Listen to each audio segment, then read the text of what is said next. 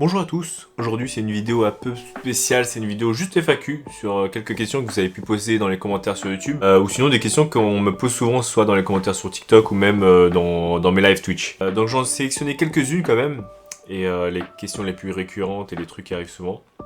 Donc c'est une vidéo je pense qui va pas être moins dynamique que d'habitude, hein, il y aura que ce plan, on va pas faire 1000 plans, 1000 shots. Et pour ceux qui ont vu ma dernière vidéo, oui, le OnePlus 8T là, il marche super bien. Le truc le plus incroyable, je pense que c'est la charge rapide. Genre 100% en 39 minutes à peu près, 40 minutes, t'es chargé à 100%.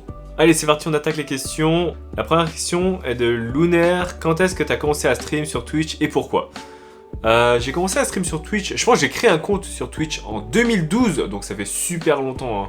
C'était vers quand Twitch venait d'être créé, je crois, il n'y a pas si longtemps, ou vers les débuts, en tout cas avant qu'il soit racheté par Amazon. Et en fait je me suis dit, pourquoi pas partager ce que je fais déjà, c'est-à-dire jouer aux jeux vidéo, mais aussi le partager à d'autres, et peut-être éventuellement avoir des revenus avec dans un futur plutôt lointain, tu vois, on était en je sais plus quelle année. J'ai lancé du coup quelques streams en 2018 juste pour essayer la plateforme, pour voir comment c'est, est-ce qu'il y aura du monde et tout, est-ce que ça va fonctionner. Du coup gros flop, il n'y a personne, hein, on va pas se mentir, tout le monde a déjà essayé je pense de lancer Twitch et ça marche pas du tout. Et puis j'ai décidé de prendre sérieusement le truc. En 2019 du coup j'ai commencé à streamer officiellement, je dirais en juin 2019, où je streamais toutes les semaines, plusieurs fois par semaine, genre 5 fois, au moins 5 fois par semaine. Et voilà. Deuxième question qui nous vient de Driss El Alam, c'est combien coûte ton setup ? Alors oui, pour ceux qui n'ont pas vu la vidéo setup, je vous mettrai le lien là en haut à droite de votre écran, le petit point là. Mon setup, c'est un peu dur à dire parce que je ferai une vidéo. J'avais dit que je ferais une vidéo dessus, j'ai toujours pas faite, mais ça va dépendre parce que c'est pas un PC que j'ai acheté en une seule fois. C'est-à-dire que la carte graphique, je l'avais pendant plusieurs années avant d'avoir le boîtier, avant d'avoir le processeur, etc.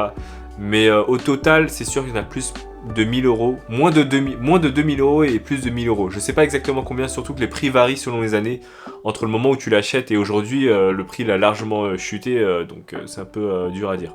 Troisième question de Pandaguy. Quel est le plus gros don qu'on t'a fait sur Twitch ? Alors, il me semble que le plus gros don, vous me dites si je me trompe, hein, pour ceux qui suivent les live Twitch, d'ailleurs, n'hésitez pas à passer twitch.tv/cheese. Le plus gros don, il me semble que c'est Macaleo avec 50 euros une fois. C'est ça un Macaleo, tu me dis si je me trompe, tu me dis dans les commentaires. Une question maintenant de Kiki la frite. Combien de temps en moyenne tu prends pour faire un TikTok ?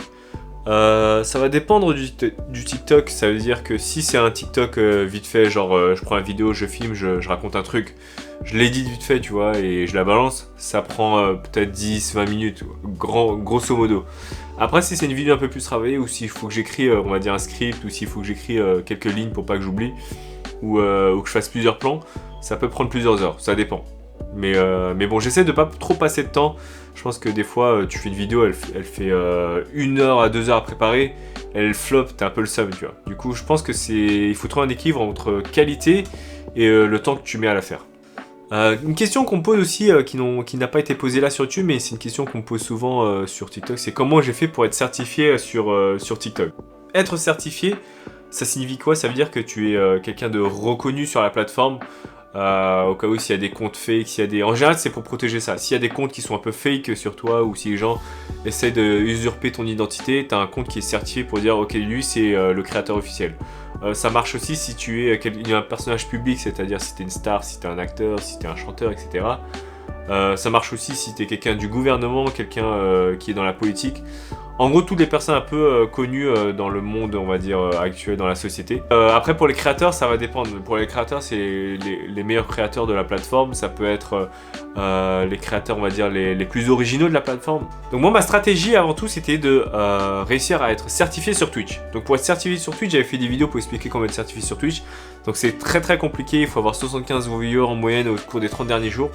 Donc moi mon objectif c'était avant tout d'être certifié sur Twitch. J'ai pris, du coup comme je disais, j'ai commencé en juin 2019 et j'ai été certifié en Twitch seulement pendant les vacances là, c'est-à-dire en juillet-août 2020. Donc ça a pris un peu plus d'1 an. Et en parallèle j'ai créé justement une communauté autour de Discord. C'est la plateforme pour ceux qui connaissent pas où on peut communiquer. C'était principalement du gaming, mais maintenant ça est utilisé un peu partout pour les cours notamment avec le confinement. Et voilà, du coup on a décidé de postuler aussi pour passer Discord partenaire pour avoir un peu plus de légitimité. Et du coup on a bien été accepté. On a du coup maintenant un Discord qui est partenaire, on a un Twitch qui est certifié. Et par conséquent, on a fait une demande à TikTok pour être certifié également sur TikTok, vu qu'on est certifié aussi sur Twitch et qu'on est reconnu sur cette plateforme. Je pense qu'il y a plusieurs critères qui sont pris en compte. J'ai pas les critères exacts bien sûr, mais je pense que ça joue beaucoup le fait d'être certifié déjà sur d'autres plateformes et aussi faire du contenu qui soit original, régulier et de qualité. Et après, ça garantit pas forcément la certification, mais ça aide énormément. Après récemment là justement on a notre deuxième compte TikTok Yoshis qui a été certifié aussi. Celui-là c'était un peu plus simple entre guillemets dans le sens où si tu as déjà un compte certifié TikTok, ils vont te certifier l'autre aussi. Surtout si c'est parce qu'il y a des gens qui pensaient que ce compte était faux. Ils disaient oui Yoshi c'est pas le vrai, il faut suivre Thomas Young etc. blablabla. Et du coup j'ai demandé à qu'il soit certifié pour que les gens arrêtent de dire ça et que les gens ils sachent que c'est légitime, ils s'abonnent, ils like etc. Une autre question aussi qu'on m'a posée pendant mes lives c'est comment tu as commencé à créer du contenu. C'est une question à laquelle j'ai déjà répondu. J'ai commencé à créer du contenu en début d'année 2020, juste avant le premier confinement, notamment sur la plateforme TikTok. On faisait déjà des vlogs sur YouTube et déjà un peu de live sur Twitch.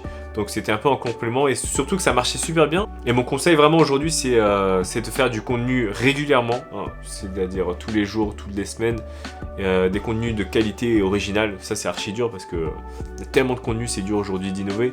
Mais il faut se forcer, il faut essayer de trouver des idées. On n'est pas genre copieur de contenu, on n'est pas genre juste... Il n'y a pas un bouquin sur dire comment faire du contenu et tu suis à l'être. Aujourd'hui, quand tu dis créateur de contenu, c'est vraiment tu crées quelque chose à partir d'une idée, à partir d'une inspiration. Donc c'est très très compliqué, mais c'est pas impossible. Même aujourd'hui en 2020, je pense qu'il y a encore des nouvelles choses qui peuvent être créées, des nouveaux contenus divertissants, des contenus éducatifs, etc. Donc voilà, c'était une petite vidéo un peu courte, je pense qu'on parle d'habitude, je sais pas combien de temps elle a pris, là il me dit 8 minutes, mais bon, alors, avec le montage et tout, je pense que ça va faire 5 minutes ou voire un peu moins. En tout cas, merci d'avoir regardé cette vidéo, n'hésitez pas à mettre un like, un commentaire, du coup, mettez des questions si vous avez des questions, j'essaie d'y répondre dans les prochaines vidéos. Et je vais essayer de faire une prochaine vidéo sur la Xiaomi Mi Band 5. Allez, merci, allez, ciao.